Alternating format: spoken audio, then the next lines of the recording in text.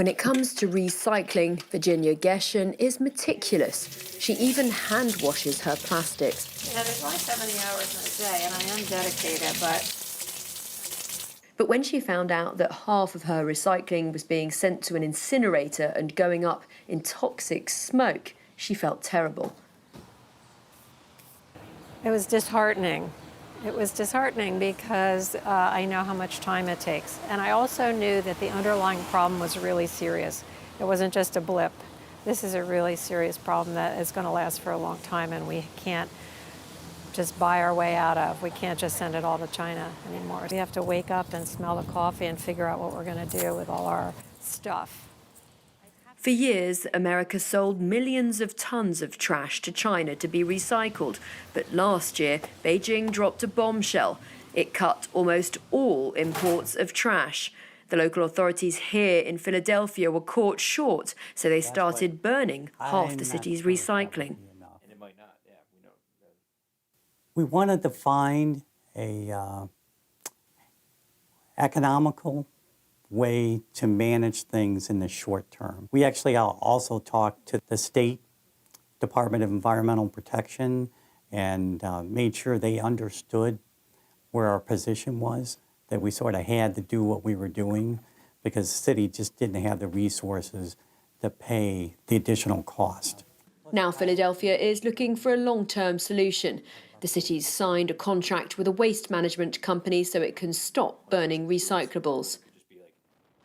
It's people living a half-hour's drive from Philadelphia's city centre in Chester, Pennsylvania, who really find themselves on the receiving end of the stream of waste. Why on the roof? That's all I want to know. They are forced to breathe air from Covanta incinerator, the largest in the US. This is where half of Philadelphia's recyclables have been going for the last 6 months. Zelene Mayfield lived here for years. Now she's part of a group that's trying to get the incinerator shut down. I smell this in the air, and I knew what this community used to be like before this thing got here. And yeah, it infuriates me. It infuriates me. And they think it's okay. And it's not okay. They will tell you that the stuff that comes out of that stack is perfectly harmless.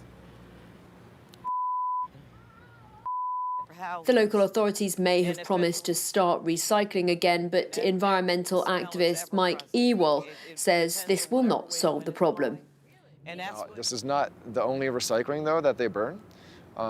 We have Ocean City, Maryland, a very popular beach resort, where they stopped recycling altogether around 2011, and all their trash and recyclables are mixed together and sent here to be burned. All the other trash that comes from Philadelphia, from New York, New Jersey, from this county, all over, a lot of that has plenty of recyclables and compostables mixed in as well. They're just not sorted out well because most places do not have proper incentives to get people recycling properly. Only a tiny percentage of the trash burnt here is from Chester. Trucks and trains bring plastic, paper and garbage from New York City, North Carolina, Ohio and a whole host of other places. The dangerous stuff is the you cannot see. That gets into your lungs. Particulate matter, arsenic, cadmium, okay? Mercury, lead. Those are the things that come out of that stack. Nearly 4 in 10 children in Chester have asthma. The rate of ovarian cancer is 64% higher than in the rest of Pennsylvania. A whole host of studies link air pollution to ovarian cancer. Lung cancer rates are 24% higher, according to a local public health institute. Many residents need oxygen tanks to breathe. They say there has to be another solution that doesn't impact their health. Create less trash.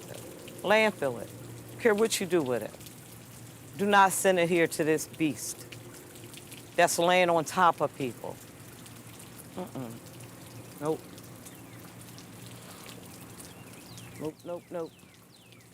Nowhere is the United States recycling crisis felt more keenly than here in Chester, Pennsylvania.